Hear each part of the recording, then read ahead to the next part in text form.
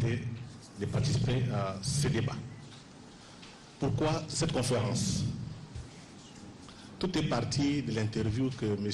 Youma, président du conseil d'administration de la GECAMI, une interview qu'il avait accordée à Alain Foka, un journaliste camerounais français. Et dans cette conférence, dans cette interview, Albert Youma a déclaré que l'État congolais a été contraint vers les années 1990-2000, sous le conseil de ses partenaires militaires, de céder la majorité de ses actifs miniers aux partenaires étrangers, pour ne pas dire aux multinationales occidentales, dans la plupart des cas. Il a accusé clairement le Fonds monétaire international et la Banque mondiale d'être à la base des manœuvres pour le bradage des ressources minières. Par ailleurs, le président de la République du Congo, démocratique du Congo, Félix Antoine Tshisekedi Tshilombo, a dénoncé hier à Kolwezi, capitale mondiale du cobalt, les contrats miniers signés au détriment des intérêts des peuples congolais. Il était très clair, il veut à ce que ces contrats soient revisités et que ce soit des contrats gagnant-gagnant. Et pour comprendre ces bradages, une lecture de l'histoire minière du Congo s'impose. Cette lecture, je l'ai subdivisée en 4 phases. La première phase, c'est celle de Léopold II, président de l'État indépendant du Congo, avec une multinationale occidentale de 1885 à 1906. Par décret au mois de juillet 1885, les Congolais ne pouvaient considérer comme leur appartenant uniquement que les terrains effectivement occupés par eux et les champs effectivement mis en valeur. Toute autre terre inoccupée était déclarée possession du nouvel État indépendant du Congo. Un autre décret du 8 juin 1886, non rendu public, stipulait que la propriété du sol n'impliquait pas automatiquement la propriété du sous-sol du terrain occupé. Le sous-sol appartenait au roi souverain qui, comme pour le sol, était vendu, loué ou donné en usufruit par les rois souverains seuls. Ça, c'est Madame Liaokanza, Sophie, qui a publié dans ce tout petit ouvrage, dans un ouvrage, c'était sa thèse de doctorat à l'université d'Harvard en 1974, intitulé « Les origines sociales du sous-développement politique au Congo belge de 1860 à 1960 ». En 1906, lorsque l'entreprise léopoldienne était vouée à être annexée à l'État belge, Léopold II, en collaboration avec sa société commerciale coloniale et le Trust belge, la Compagnie générale belge, se sont arrangés pour sauver la fortune royale du futur contrôle du gouvernement belge. Ensemble, ils ont transformé ces sociétés d'État, créées à l'initiative de l'État indépendant du Congo, en sociétés semi-privées, dont les plus connus étaient l'Union minière du Haut-Katanga, qui est devenue GECAMIN après. Vous avez la Forminière, vous avez la Compagnie des chemins de fer du Bas-Congo au Katanga, BCK, et vous avez l'American Congo Company. Voilà la première phase du bradage. La deuxième phase du bradage s'est opérée au mois de juin 1960, quelques jours avant l'accession du Congo à l'indépendance le 30 juin 1960. Le 17 juin 1960, une loi relative aux sociétés coloniales fut votée au Parlement belge. Cette loi stipulait que les sociétés peuvent, avant le 30 juin 1960, décider soit le transfert au Congo de leur principal établissement, soit l'abandon de la qualification de siège social attachés au siège de la maison sociale existant au Congo et se soumettre aux droits belges tout en conservant des sièges d'exploitation au Congo. Ainsi, les grandes sociétés coloniales transfèrent leur siège à Bruxelles et devinrent les sociétés des droits belges. Le 17 juin 1960, un décret-loi sanctionnant la dissolution des compagnies à charte ou compagnies coloniales fut promulgué par le gouvernement belge. Le 24 juin 1960, les représentants du Congo belge signèrent avec les représentants des compagnies minières privées qui détenaient les pouvoirs concédants une convention de dissolution du comité spécial du Katanga. Ces représentants belges du Congo belge n'étaient autres que les autorités coloniales, encore au pouvoir jusqu'au 30 juin 1960. Or, avant la dissolution des compagnies à charte, l'État congolais était le plus grand actionnaire du comité spécial du Katanga. Vous comprendrez l'histoire du contentieux belgo-congolais côté mine. Voilà la deuxième phase de bradage de nos ressources. La troisième phase de bradage se situe durant la période de transition sous le gouvernement Kengo en 1994. Sous la transition dirigée par le Premier ministre Kengo, la Banque mondiale et le Fonds monétaire international ont contraint le gouvernement de signer les contrats avec les multinationales étrangères. Dans le domaine d'exploitation de l'or, on trouve la société canadienne Barrick Gold Corporation pour l'or de l'office de Kilomoto, Okimo, et la société anglo-canadienne Baron Resources et le groupe Empin pour l'or de la Sominki, société minière du Kivu. Dans le domaine de cobalt, les groupes belges Union Minière SA et Mark Forest sont partagés, les butins. Dans le secteur du cuivre, la société suisse London, la société australienne Anvil Mining ML, les groupes suisses Benatar. Dans celui des diamants, les groupes canadiens Caledonia Mining Corporation. Voilà la troisième phase du bradage avant la guerre de l'Alliance des forces démocratiques de libération AFDEL. Et vous allez voir, ce sont les mêmes entreprises qui avaient signé avec Kengo, pour la plupart qui vont se retrouver du côté de la rébellion. Pour faire mettre base sur les mines du Congo, la guerre d'agression a été financée par American Mineral Field Amifi, fondée en 1995 avec siège dans l'Arkansas de William Clinton, l'ancien président américain, dont l'objectif déclaré était de permettre aux investisseurs américains de participer à la mise en valeur du sous-sol africain. D'autres contrats léonais ont été signés par Emaxon, puis Landin, Anvil, First Quantum, Kinross, Barrick Gold, Banro et Heritage Oil. Avec ce bradage, voilà pourquoi le peuple congolais est pauvre et ces multinationales se font beaucoup d'argent. Je pense qu'il est temps de renégocier ces contrats pour que notre peuple retrouve son bonheur. Pour cela, il faut le soutien de l'opinion, surtout aux intellectuels, ceux qui ont été à l'école des Blancs, à l'école occidentale, pour créer un rapport de force intellectuelle afin que ces contrats soient renégociés. Nous ne sommes pas les premiers, il y a d'autres pays qui ont déjà fait. Le peuple d'abord et ne jamais trahir le Congo, voilà les deux concepts qui vont nous aider à amener ce pays dans une vision de grandeur pour que l'Afrique renaisse et qu'on commence à compter parmi les grandes puissances dans ce monde en mutation. Je vous remercie. Merci Frédéric Mulumba.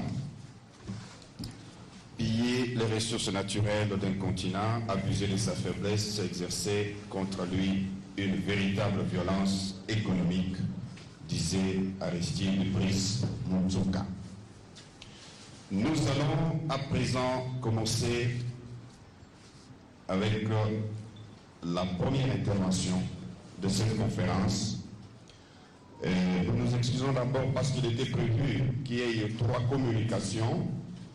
La dernière communication, l'intervenant n'est pas disponible. Il est à Lubumbashi et précisément à Kolwezi. Et il n'a pas su même déposer son texte. On pouvait même le lire à sa place. Monsieur Noël Tchalimodenvita, vous avez la parole pour votre communication. Je voulais commencer par dire que je suis très heureux d'être avec vous ce matin, ici, où il m'a été demandé de m'entretenir avec vous sur le bradage des ressources naturelles de la RDC et sur ce qu'il faut faire pour protéger les intérêts nationaux. Ma présentation sera brève, mais je vais la structurer en 4 parties. D'abord, je vais faire une brève introduction sur la situation économique et sociale du pays. Je vais parler de la genèse de l'exploitation des ressources minières depuis les temps indépendants, sans pouvoir répéter ce que Freddy Mulumba vient de dire. Je vais parler de la période avant et après le code minier de 2002. Je parlerai de la prédation elle-même du patrimoine minier de l'État et je tirerai une brève conclusion avec recommandation de ce que nous pouvons faire en tant que pays. Commençons par l'introduction. C'est très difficile, sincèrement pour moi, de parler de ce sujet étant donné qu'il s'agit d'une question de grande tristesse pour notre pays et le peuple congolais. Un pays très riche en ressources naturelles avec une population très pauvre. Ça me casse le cœur. La RDC, notre pays, est malade, est victime depuis trop longtemps de nombreux malheurs et fléaux tels que l'insécurité généralisée, les violences, les rébellions meurtrières, les massacres des innocents, les viols des femmes, le tribalisme, le népotisme, les conflits d'intérêts, la corruption endémique, les détournements intellectuels et financiers des fonds publics, la prédation des ressources naturelles, les vols systématiques des biens de l'État, l'impunité, l'injustice, les lois iniques taillées sur mesure et les violations massives des droits humains. La RDC est considérée comme un véritable scandale géologique, tant son sous-sol très riche regorge des ressources minérales telles que le cuivre, le cobalt, le coltan, le diamant, l'or, l'uranium et d'autres matières premières que je ne peux pas énumérer ici. Et d'ailleurs, je voudrais demander à Armando, où est-ce qu'il est, de projeter la table qui donne les matières premières congolaises reparties à travers les différentes provinces de la RDC. Quand vous regardez ce tableau, vous allez voir que toutes les matières premières, et là on a donné simplement un bref aperçu, toutes les matières premières imaginables se trouvent dans notre pays. J'ai essayé de comparer la RDC, notre pays, avec un autre pays qui est un peu similaire au nôtre, mais à la seule distinction que nous, on fait 2 fois ce pays-là, c'est l'Indonésie. On y trouve littéralement le tout, exactement comme ici. Et l'Indonésie fait la moitié de la taille de la RDC, avec une population de 265 millions d'habitants. Et nous, d'ailleurs, on ne connaît même pas exactement le nombre de la population. Mais les estimations que j'ai indiquent que nous sommes aujourd'hui à 105 millions d'habitants. Le problème que nous avons commence par nous-mêmes. En acceptant la corruption, en acceptant d'être corrompu, et on est corrompu même par des entreprises multinationales quand il s'agit de négocier les contrats avec la RDC. En acceptant la corruption, nous trahissons notre pays. Quand vous regardez ce tableau, bon, c'est difficile de voir. Vous voyez? Bon, globalement, vous allez trouver que nous sommes classés parmi les pays les plus corrompus de la planète. Et ce n'est pas de la réputation que nous devrions avoir en tant que pays. Si nous voulons nous développer, mobiliser des ressources différentes que Dieu a bien voulu nous donner pour les utiliser pour le développement, nous devons mettre fin à ce fléau de corruption, de détournement des fonds publics. Nous devons rétablir de l'éthique dans la gouvernance donc du pays. Chaque année, il est connu que la RDC perd de 10 à 15 milliards de dollars sous forme de fraude fiscale, détournement des fonds publics. Et ici, je ne parle pas de pertes provenant de la fraude fiscale, je parle simplement de la perte provenant de la fraude fiscale, détournement des fonds publics. Je n'ai pas fait allusion aux pertes provenant du secteur minier sur lequel je vais revenir tout à l'heure.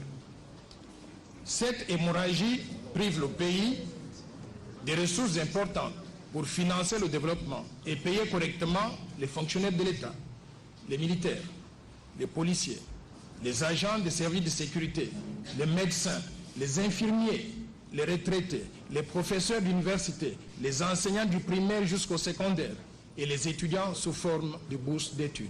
Tout le monde est affecté par la mauvaise gouvernance du pays.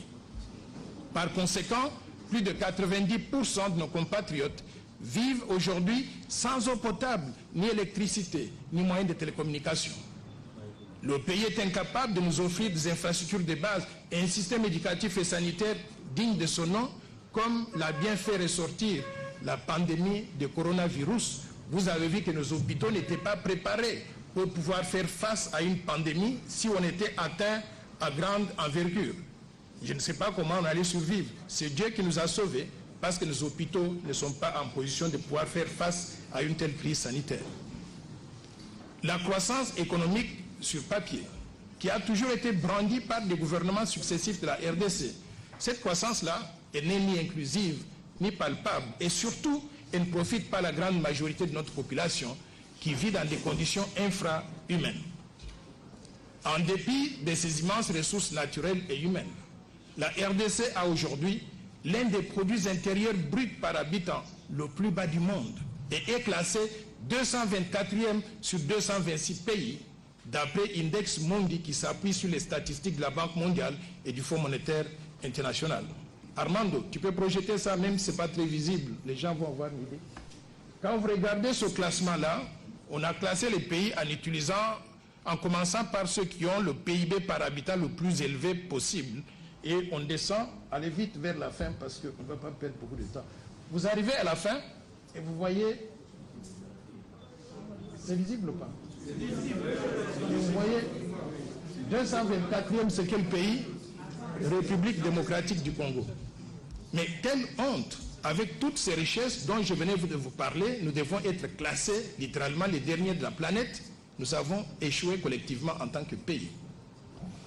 Le chômage avoisine 90% de la population active et constitue aujourd'hui la cause principale de la pauvreté qui touche 90% de notre population. La pauvreté extrême fait que l'espérance de vie à la naissance n'est que de 50 ans à RDC, contre par exemple 83 ans aux États-Unis d'Amérique et 90 ans à Monaco. En tenant compte du taux de croissance de la population de 3% par an, nous avons besoin de taux de croissance économique plus élevés que les niveaux actuels pour éliminer la pauvreté et améliorer les conditions de vie de la population. Je voudrais maintenant passer un peu de temps en parlant de la genèse de l'exploitation des ressources naturelles au Congo depuis l'État indépendant du Congo. Je ne veux pas répéter ce que Freddy Mulumba a déjà dit, mais je voudrais épingler ici les raisons qui ont conduit à la décadence de l'industrie minière post-coloniale de la RDC en analysant la situation particulière de quelques entreprises publiques dans le domaine minier.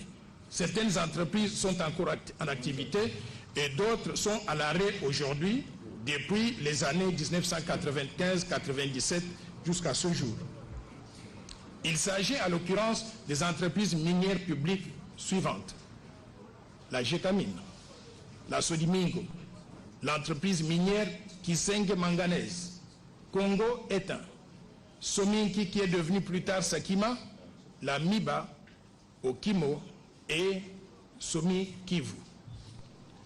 L'analyse de ces entreprises publiques minières a conduit à la conclusion suivante, que la République démocratique du Congo, notre pays, faute d'une véritable vision stratégique globale, et d'une vision de développement du pays, s'est focalisé pendant des décennies post-indépendance à perpétuer l'exploitation des minéraux d'après le modèle laissé par les colonisateurs, en produisant des minéraux destinés à l'exportation vers la métropole, mais aussi vers les pays développés.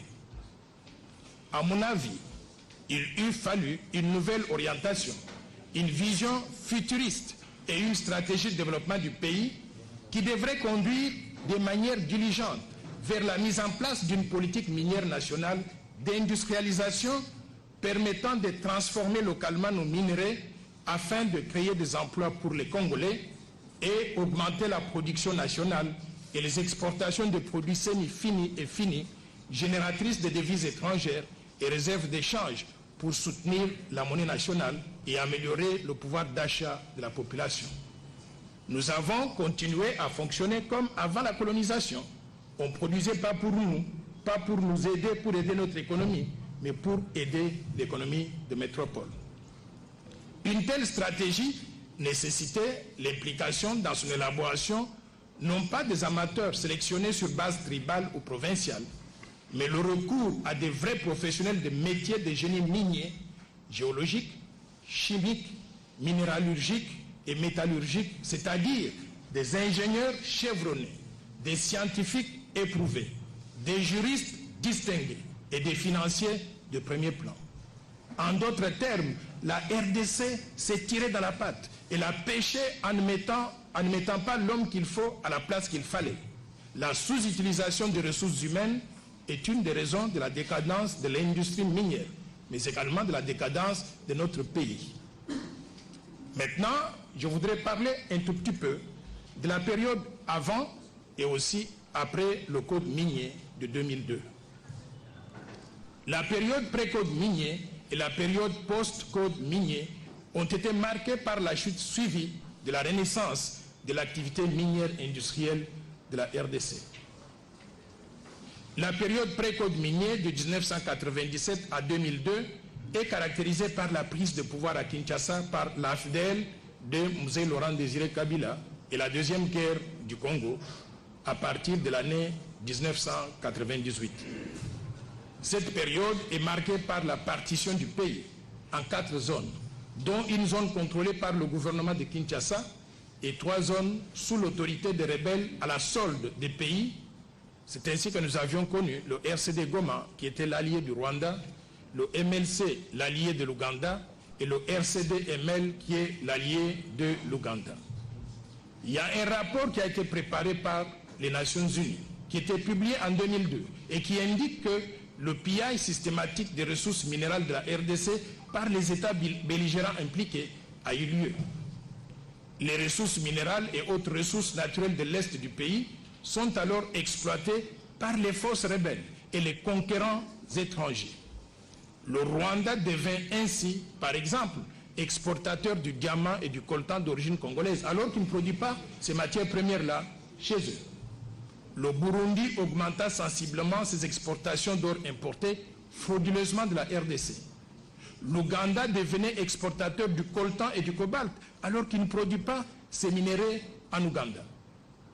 Ainsi, malgré l'avènement du code minier en juillet 2002, les entreprises minières congolaises, c'est-à-dire la Gécamine, Sakima, Congo Étain, Sodiminko et Okimo, se sont retrouvées envahies par des exploitations minières artisanales illicites qui ont écrémé plusieurs gisements destinés à l'exploitation industrielle malgré l'institution de quelques zones d'exploitation artisanale par l'autorité minière du pays. Les mesures entreprises par la mise en application du code minier en vue de la restructuration et des résultats escomptés, particulièrement en ce qui concerne la rentabilisation des entreprises minières publiques et la contribution du secteur minier au budget national.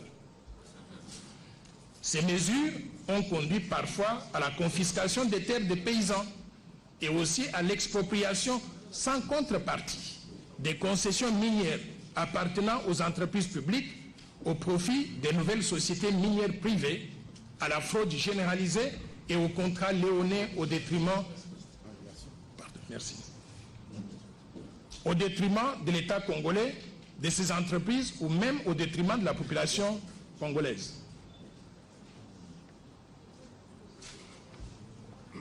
D'après la commission instituée en 2007 pour l'analyse de ces contrats léonais, la plupart de tous les contrats miniers signés avec les entreprises publiques et l'État congolais ont conduit au bradage et à la spoliation du patrimoine minier de l'État avec la complicité soit des autorités de l'État, soit des responsables des entreprises elles-mêmes.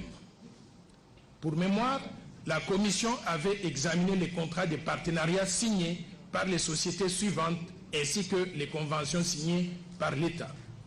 La Gécamine, 30 contrats. La Sodiminco, 6 contrats. La Miba, 6 contrats. Kizenge Manganese, 4 contrats. Sakima, 5 contrats. Okimo, 10 contrats. Et les conventions signées par l'État étaient au nombre de 4. Cette spoliation du patrimoine de l'État sonna le glas de la mort programmée des entreprises minières publiques, lesquelles contribuaient alors de manière significative au budget de l'État. Les statistiques de la production de ces entreprises illustrent la chute graduelle de la production minière de celles-ci de 1885 à 2002. Quant à la période post-code minier, elle est marquée par la période 2003 à 2006, qui connaît déjà une reprise timide de la production minière industrielle, et particulièrement par la période de 2007 à 2014, où la production minière est d'une manière générale ascendante, spécialement pour le cuivre, le cobalt et l'or. Cette évolution a conduit à la considération suivante. Après la période critique qui a vu la chute drastique de la production minière de la République démocratique du Congo, une nouvelle ère débute au début des années 2000 avec la réforme de la loi minière par la promulgation du code et du règlement minier qui ont ouvert le secteur à des investissements privés qui ont fait décoller la production de manière substantielle. Maintenant, je voudrais vous parler de la prédation du patrimoine minier de l'État.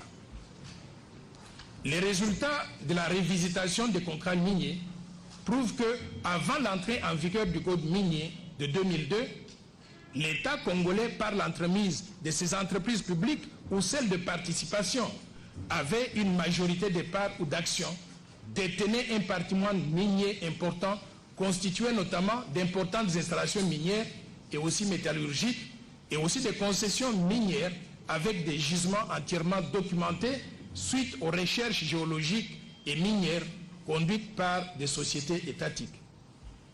Dès la période précédant la promulgation du code minier et surtout après l'entrée en vigueur de celui-ci, cet important patrimoine de l'État a été cédé au privé à travers des contrats léonais par les mandataires publics avec la couverture de leurs mandats politiques. Le produit des transactions irrélatives, ils ne sont généralement pas enregistrés dans la comptabilité de ces sociétés et n'apparaissent même pas non plus dans le compte du trésor public de l'État. Souvent, les mandataires publics impliqués qui ont négocié avec les entreprises pour vendre les actifs miniers à vil prix et leurs mandats politiques, ils sont récompensés comment? En se retrouvant par la suite dans des postes de gestion de nouvelles sociétés issues de cette prédation de ressources naturelles à ciel ouvert. Je ne voudrais pas singulariser quelqu'un, mais je voudrais juste vous dire que nous avons connu une dame qui a été ministre du portefeuille, qui a négocié la vente des actifs miniers à une entreprise importante dans le domaine minier. Elle fait partie du conseil d'administration jusqu'à aujourd'hui. Conflit d'intérêts. Que faire alors pour sortir le pays de cette situation de prédation où les revenus miniers sont compromis pour plusieurs années à venir, mettant en danger l'avenir même du peuple congolais, de la jeunesse congolaise? Pour sortir le pays de la situation de prédation sans merci de notre pays à potentiel minier élevé, mais réellement classé parmi les plus pauvres du monde, faute de rentabilisation des recettes d'origine minière, il faut les considérations majeures suivantes à prendre en compte pour effectivement augmenter la contribution du secteur minier au budget de l'État afin que la RDC puisse tirer réellement profit de l'exploitation des ressources minérales de son sol et de son sous-sol. Le gouvernement de la RDC et les autorités congolaises doivent lever l'option entre deux politiques alternatives que voici. Soit on laisse les recettes minières échapper indéfiniment au compte du trésor public, soit on prend des mesures courageuses, avec le concours des experts et spécialistes attitrés, de chercher à tout prix le recouvrement de ces recettes minières qui sont perdues. La première option, en vue de répondre aux besoins du développement du pays, conduirait à la recherche de l'aide au développement. Auprès de qui? Auprès des institutions financières internationales que Freddy Mulumba a mentionné tout à l'heure pour avoir conseillé le gouvernement de la RDC à céder les actifs miniers à vil prix. Et nous pouvons aussi obtenir donc des dons ou de l'aide auprès de bilatéraux sur le plan international. Bien entendu, une telle position, une telle alternative, quoique acceptable, elle nous apporte très peu de moyens au vu des besoins de développement de notre pays. Et cette aide est souvent sujette à des conditionnalités allant jusqu'à toucher à la souveraineté nationale et aussi à la fierté d'être congolais. Au contraire, dans le cas où le pays opterait pour le recouvrement des recettes minières qui lui échappent aujourd'hui, celui-ci peut rapidement mobiliser des milliards de dollars américains qu'il peut utiliser pour mettre en œuvre une véritable vision de développement de grande envergure, telle que le plan Marshall de Noël Tchani pour la reconstruction et le développement de la RDC, que je vous ai proposé pendant les élections, mais que vous avez rejeté. Dans le cas d'espèces pour la RDC, une telle étude réalisée sur la contribution du secteur minier au budget de l'État par un ingénieur congolais, à qui je voudrais rendre hommage, M. Raphaël Ngoï. Cette étude a été soumise même au Parlement de la RDC au Sénat, montre que de 2007 à 2012, sur les 41 milliards de dollars américains du chiffre d'affaires généré par le secteur minier, le compte du Trésor public n'a obtenu que des recettes minières de l'ordre de 1 milliard de dollars américains, ne représentant que 2,5% du chiffre d'affaires engagé pendant la dite période par les opérateurs miniers. Vous vous rendez compte? Nous réalisons avec les entreprises minières dans le pays 41 milliards de chiffre d'affaires. Et de tout cela, nous ne recevons que 1 milliard. Mais nous sommes... Qui a négocié ce genre de contrat? L'étude montre que ces recettes minières auraient dû pourtant être de l'ordre de 8 milliards de dollars américains, soit environ 20% du chiffre d'affaires du secteur minier, à raison de 1,34 milliard de dollars américains par an. La perte ainsi enregistrée par le compte du Trésor public pour la période de 2007 à 2012 est de 7 milliards de dollars américains, soit environ 1,17 milliard de dollars américains par an, de ce que nous avons perdu. À ce sujet, il faut signaler qu'en 2013, le même expert et spécialiste congolais, qui a d'ailleurs évolué dans le secteur minier pendant pratiquement 28 ans, avait réalisé une autre étude analytique sur la contribution du secteur minier au budget de l'État de 2007 à 2012. Mais pour l'exercice 2013 simplement, où il a poussé des investigations donc très loin, il a constaté qu'il y a une perte en recettes minières de l'ordre de 1,1 milliard de dollars américains par an, pour l'année 2013 simplement. Si cette moyenne est étendue par extrapolation à la période suivante de 6 ans, allant de 2013 à 2018, ces pertes cumulées seraient de l'ordre de 6,6 milliards de dollars américains. C'est l'argent que perd le Trésor public. Et en prenant les deux périodes allant de 2007 à 2018, l'État congolais aurait ainsi perdu des recettes de l'ordre de 14 milliards de dollars américains devant provenir des recettes minières. Mais nous sommes, je ne veux pas utiliser un qualificatif pas très gentil à l'égard de notre peuple, mais nous sommes des naïfs.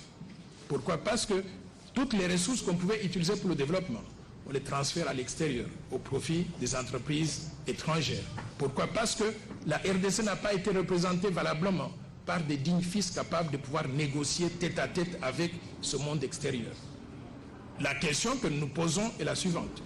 Est-ce que le pays peut être à mesure de recouvrer ces recettes aujourd'hui qui lui échappent? En tout état de cause, et pour le développement de la RDC, j'estime personnellement que le recouvrement d'un tel pactole est tout à fait possible. Il faudrait pour cela de la volonté politique collective de tout le peuple congolais et surtout de ses gouvernants.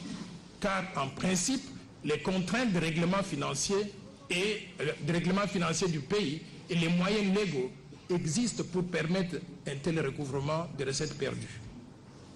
La question qui vient à l'esprit par la suite est celle de savoir, enfin, jusqu'à quand la RDC continuera-t-elle à recourir à l'aide du développement, parfois de quelques millions de dollars américains, seulement tout en ne cherchant pas agressivement à récupérer les 14 milliards de dollars américains de recettes minières qui lui échappent aujourd'hui, rien qu'en considérant la période allant de 2007 à 2018.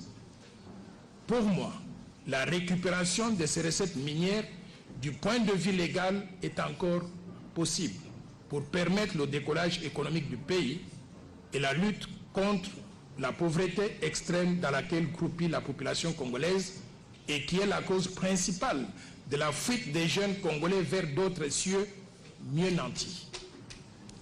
Je voudrais arriver à la conclusion de mon propos. Pour accroître la contribution des mines au développement du pays, la RDC doit changer de vision et d'approche, car plusieurs entreprises minières opèrent dans le pays, mais l'on ne voit pas leur contribution réelle au développement. Nous devons inventorier aujourd'hui toutes les entreprises minières, privées et publiques, et réévaluer au cas par cas leur contribution en termes d'impôts, d'emploi, de production et transformation des matières premières en produits semi-finis et produits finis. Nous devons révisiter certaines clauses du code minier pour accroître sa contribution effective au développement du pays. Nous devons réexaminer tous les contrats miniers, toutes les concessions minières et tous les permis d'exploitation minière en privilégiant bien sûr l'intérêt supérieur du pays et du peuple congolais. Pour ce faire, je recommande que l'on mette en place une commission à 5 pieds, incluant le gouvernement, le Parlement, c'est-à-dire l'Assemblée nationale et le Sénat, la justice congolaise, les organes de contrôle, c'est-à-dire l'inspection générale des finances et la Cour des comptes, et la société civile, incluant bien sûr l'élite congolaise. Cette commission passera en revue tous les contrats miniers, sans exception, et va les renégocier avec les investisseurs étrangers concernés de façon à rétablir le peuple congolais dans ses droits, tout en préservant bien sûr les intérêts raisonnables de toutes les parties prenantes, y inclus les investisseurs étrangers. Pour clôturer, mesdames et messieurs, je vous invite à suivre avec moi une interview récente réalisée par M. Albert Yuma, président du conseil d'administration de la GECAMIN depuis près de 2 décennies. Cette interview sera suivie par ma réponse. J'ai été appelé par la RTNC pour réagir à cela. C'est la guerre qui se passe entre RFI et la RTNC. Vous allez voir donc mon point de vue et le point de vue d'Albert Yuma. Je vous remercie.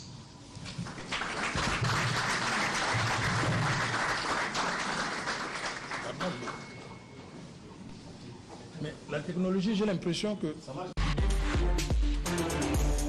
Il appartient à un pays qui est premier producteur mondial de cobalt, premier producteur africain de cuivre, producteur de diamants, producteur de zinc. On va arrêter là l'inventaire. Il est à la tête, il est le président de l'entreprise qui a la gestion de l'ensemble de ces minéraux. Il est également le président de la Fédération des entreprises du Congo. Nous recevons aujourd'hui M. Albert Yuma Mulumbi. Bonjour M. Mulumbi. Bonjour M. Alain Foucault. Comment peut-on expliquer, vous qui êtes président de la GECAMIN, la Générale des carrières et des mines du Congo, que l'on ait autant de richesses et qu'il y ait autant de Congolais qui vivent avec moins d'$1 par jour? Je pense que c'est la conséquence de mauvais choix ou d'orientations qui ont été dictées fin des années 90, début 2000, quand à la suite effectivement de l'environnement politico-social que vous connaissez, l'État congolais a été contraint, sous le conseil de ses partenaires multilatéraux et même bilatéraux, de céder la majorité des actifs miniers à des partenaires étrangers, sous l'espoir que ça générerait des revenus, comme je dis souvent, du lait et du miel pour le peuple congolais Ce n'est jamais arrivé. On a envie de comprendre. Quand vous dites les partenaires multilatéraux et bilatéraux, c'est eux qui décident que le Congo doit céder ses richesses à d'autres. Qui sont ces partenaires multilatéraux? Fin des années 90, vous connaissiez la situation politique et sécuritaire du pays. L'État était financièrement exsangue et les entreprises minières aussi du pays étaient techniquement à bout de souffle parce que durant les décennies antérieures, l'État actionnaire, par une certaine boulimie, leur avait privé de ses fonds pour réinvestir, se développer. Et puis elles avaient été toutes contraintes de contribuer aux efforts de guerre d'une façon ou d'une autre. Alors qui sont ces partenaires multilatéraux? Alors, c'est le FMI, c'est la Banque mondiale. Qui décident de céder vos richesses à des entreprises? Qui conseillent, qui vous disent, vous, État congolais, vous n'avez plus les moyens financiers de maintenir et de développer vos actifs miniers. Nous vous conseillons gentiment. Oui, on sait comment on conseille. Voilà, de céder ça à des partenaires techniques et financiers internationaux qui sont spécialisés et qui ont les moyens, et ils vont développer ça à votre place. C'est l'erreur fatale qu'on a faite, qu'on ne devrait jamais faire dans nos pays africains. Donc aujourd'hui, à qui appartiennent ces mines-là? Quelles sont ces entreprises qui détiennent finalement la plus importante richesse de ce pays? Quand on dit que la RDC a exporté plus de 1 million de tonnes de cuivre et près de 100 000 tonnes de cobalt, c'est 5 ou 6 entreprises étrangères dans lesquelles, malheureusement, l'entreprise de l'État Gécamine n'est qu'un actionnaire minoritaire qui n'a quasiment rien à dire. Ah bon? Et donc, aujourd'hui, qu'est-ce qui se passe? C'est que quand l'État était seul avec son entreprise Gécamine, seul dans le secteur minier, produisait près de 500 000 tonnes par an, et la Gécamine subvenait à près de 70% à tous les besoins budgétaires de l'État. Mais aujourd'hui, avec plus d'1 million de tonnes exportées, ces entreprises ne contribuent même pas à 17% aux revenus de l'État. Pendant 15 ans, 20 ans, alors que nous avions promis des dividendes pour la Gécamine, des impôts pour l'État pour nous reconstruire, rien n'est venu. Vous savez pourquoi? Parce que ces entreprises, elles ont pris nos gisements, elles sont allées les donner en garantie à des banques étrangères et elles ont emprunté. Au lieu d'amener des capitaux qu'on nous avait promis, c'est des prêts qu'on nous a amenés à des taux qui dépassaient 10% alors que nous savons qu'ils les avaient à 2 ou 3%. Donc les entreprises à qui on a donné les concessions sont allées gager les mines du Congo auprès des banques. Et ont emprunté alors qu'elles devaient amener des capitaux. Elles ont amené plutôt des prêts. Des prêts à des taux d'intérêt. L'État ne peut rien contre ça. Qui sont ces entreprises? C'est TFM, c'est KCC, c'est Huachi, c'est Sicomine. Toutes des entreprises, si pas occidentales, chinoises aussi désormais. Donc ils tiennent les richesses du Congo aujourd'hui. Ils tiennent les richesses du Congo, d'où effectivement ce paradoxe que les richesses ne profitent pas aux Congolais, mais aux entreprises étrangères, aux filiales de ces entreprises étrangères, aux maisons mères qui commercialisent les productions. Est-ce que ces entreprises ne profitent pas du grand désordre politique qu'il y a dans ce pays depuis les indépendances? Oui et non. Il y a notre propre incapacité à gérer nos ressources nous-mêmes, à toujours penser qu'on est mieux conseillé par des idées qui viennent de l'extérieur. Mais c'est vrai aussi par une certaine gabégie de l'État, qui au moment où les revenus étaient là, on ne les a pas réinvestis. Mais ceci étant, on a pris des actions. En 2018, on a révisé contre l'avis de toutes ces entreprises minières. Je dis bien contre, avec une opposition farouche, on a révisé le code minier de 2002 qui était trop avantageux et qui donnait tous ces avantages dont je vous parle. Rembourser d'abord les investissements, faire de l'amortissement accéléré, c'est tout ça qu'on a changé en 2018. Le monde entier est dans un réel besoin de cobalt pour la construction de nos téléphones portables, pour les véhicules électriques, bref, pour l'ensemble des batteries que l'on utilise de plus en plus. Et on découvre que là aussi, le cobalt n'appartient pas au Congo. Effectivement, et c'est ça qui me choque moi, quand on parle d'exportation de cobalt, on dit ah, le groupe Glencore a exporté autant, le groupe TFM a exporté autant, Sicomine a exporté autant de cobalt, mais on oublie de citer que c'est le cobalt du Congo et les gisements étaient donnés par une entreprise congolaise, Gécamine. Et aujourd'hui, l'année dernière, on a exporté près de 100 000 tonnes. Quels sont les revenus pour l'État congolais? On va nous dire cette année-ci, l'État congolais va bénéficier de plus ou moins 1,3 milliard, mais sur 15 milliards d'exportations, c'est peanuts. Alors ce que nous avons décidé, puisque selon les conventions, on ne peut pas unilatéralement changer les partenariats industriels, il y a un volet du cobalt que nous pouvons récupérer. C'est ça que le président Tshisekedi a décidé en 2019. Commençons par récupérer ce qu'on peut récupérer sur le cobalt artisanal. Cobalt artisanal qu'on ne vend pas sur le marché, puisque ce cobalt artisanal utilise les enfants pour travailler, utilise les femmes enceintes, et qu'il y a régulièrement des accidents là-bas. Mais c'est à la suite justement d'un accident en 2019, au moment où il était au Haut-Katanga, que le président Tshisekedi a pris la décision de prendre en main la gestion et de mettre des règles dans le cobalt artisanal, qui représente entre 25 et 30% de tout le cobalt produit et donc exporté. Mais ce cobalt-là est exporté de façon illicite. On l'appelle le cobalt du sang. Non, on l'appelle le cobalt sale ou impropre, parce qu'effectivement, à ce moment-là, et ça a entraîné une mauvaise réputation pour l'État congolais. Il y a des morts, et les gens travaillent dans des conditions inacceptables. Et ce qui a été décidé en 2019, sur les orientations du président Tshisekedi données au Premier ministre, de travailler avec l'AGECAMIN et son cabinet pour mettre en place une structure qui va maintenant réglementer l'exploitation du cobalt artisanal avec 3 conditions essentielles.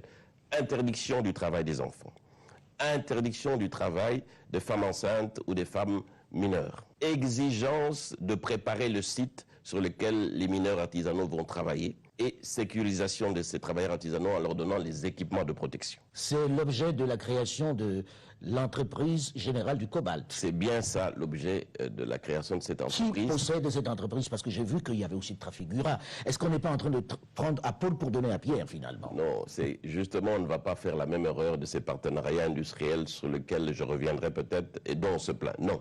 Entreprise générale du cobalt est une filiale à 95% de GECAMIN et à 5% du gouvernement à travers le ministère du portefeuille. Trafigura n'est qu'un partenaire financier et commercial.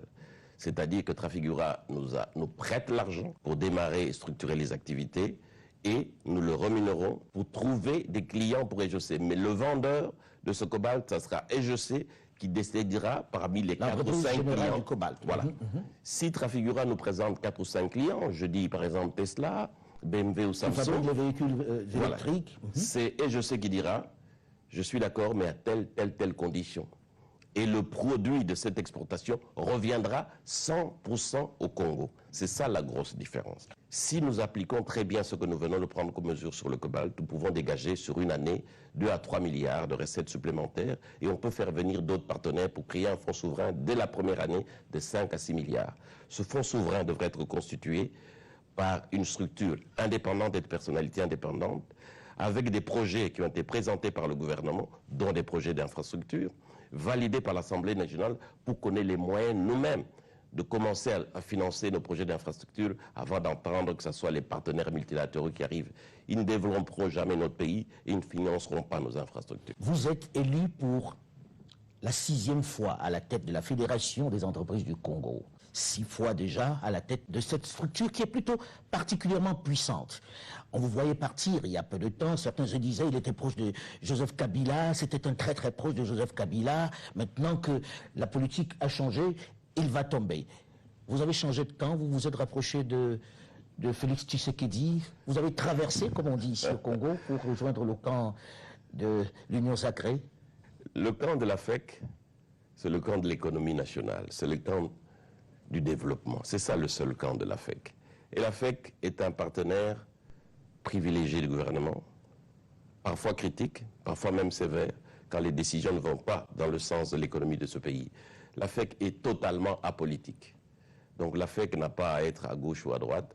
La FEC travaille avec le gouvernement en place, mais à condition qu'on règle les 2 goulots d'étranglement majeurs, la réforme fiscale et la réforme du secteur judiciaire. On a pensé à un certain moment donné que, vu votre proximité avec Joseph Kabila, vous aurez du mal à travailler avec ceux qui arrivent et que peut-être que vous êtes allé à la soupe, comme certains disent. Est-ce que Albert Youma aujourd'hui est à l'Union sacrée? Albert Youma n'est ni à l'Union sacrée ni allé à la soupe quelque part, parce qu'Albert Youma est d'abord un opérateur économique qui a été élu par ses membres. Donc le président de la FEC n'est pas nommé, ni par... On connaît les conditions qu'il y a eu dans les élections cette année. Il y a eu quelqu'un d'autre qui a failli prendre votre place, et puis il y a eu une intervention de la justice pour qu'on vous rétablisse. Ça veut dire qu'il y a quand même des jeux politiques. Non, il n'y a eu aucun jeu politique. Il n'y a eu qu'une seule élection le 26 novembre qui avait réélu Albert Youma. Tout le reste, c'était de la mascarade. Et la justice n'a fait que rentrer dans le droit de l'élection qui avait eu lieu le 26 novembre. Dernière question, est-ce qu'avec le désordre politique qui règne dans ce pays, avec cette instabilité, c'est envisageable, ce type de projet? Est-ce qu'on n'est pas condamné avec des politiques qui sont très très instables dans ce pays? Je suis déjà très content de la passation pacifique qu'il y a eu en 2018. Vous savez, c'est la première fois dans ce pays qu'un président sortant passe le flambeau à un président entrant. C'est un signal fort que peut-être l'instabilité est terminée en République démocratique, parce que nous, les hommes d'affaires, on a besoin de paix et de stabilité. Moi, je passe mon temps à faire de l'économie et à dire que c'est ça la priorité des priorités. Je ne cesserai pas de le dire. Mais j'ai confiance qu'on a commencé une première étape. On a une transition pacifique. Les gens comprennent que tout peut se faire autour d'une table dans des négociations. Et je crois à ça. Et j'encourage les politiques à ça. Merci Albert Yuma. Vous avez suivi le PCA de la GECAMINE parler, Albert Yuma, et il est là, je pense, depuis pratiquement 2 décennies. Moi, quand je l'ai suivi, j'ai eu envie de vomir. Pourquoi? Parce que voilà les gens qui nous représentent et qui ont négocié des contrats en cédant tous ces actifs miniers aux entreprises multinationales. Et aujourd'hui, il nous dit que la RDC ne gagne rien, et ça, c'est pour plusieurs années. Et il estime que ces erreurs-là, il veut blâmer quelqu'un d'autre. Il veut blâmer les institutions multilatérales, la Banque mondiale, le Fonds monétaire. Je ne suis pas ici pour défendre une institution quelconque. Je suis ici pour le compte de la RDC. Mais je voudrais vous dire que du temps, les 30 années que j'ai passé à la Banque mondiale, j'ai rencontré des gouvernements qui négociaient sérieusement des choses en faveur de leur peuple. Mais le gouvernement de la RDC, parfois, ou le plus souvent, on a envoyé des gens qui viennent à Washington pour être impressionnés par la beauté des bâtiments et qui laissent pratiquement tout au profit donc de l'autre camp. C'est ça qui nous est arrivé ici. Encore une fois, notre pays, si on veut changer la donne pour l'avenir, mettons l'homme qu'il faut à la place qu'il faut. Sortons de ces histoires tribales-là, de dire que telle compagnie doit être gérée par les ressortissants de tel coin. Quand nous faisons ça et que nous avons des gens qui ne sont pas compétents, nous sacrifions le pays, nous sacrifions l'intérêt du peuple congolais. Ça, c'est la première leçon à tirer de cet épisode.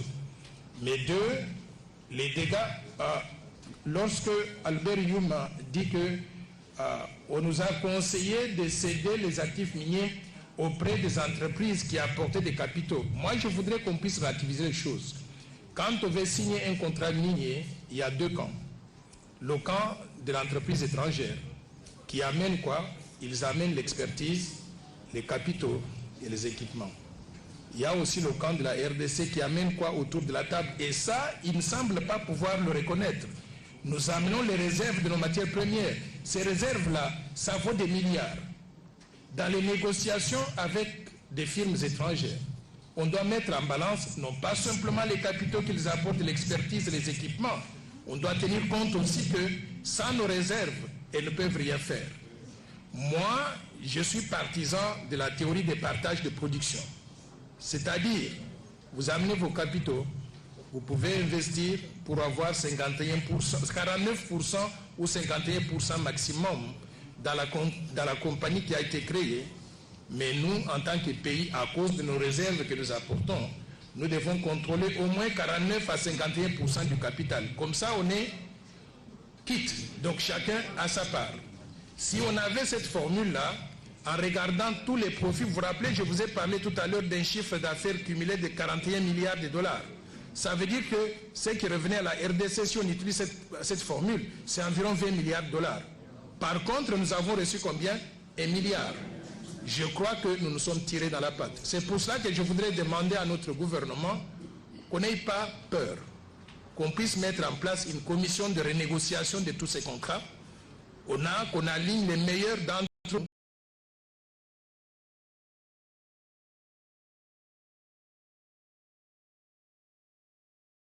Si nous le faisons, vous allez voir que la contribution du secteur minier au budget national sera beaucoup plus importante que les modiques 2,5% que je vous ai présentés tout à l'heure. Je vous remercie.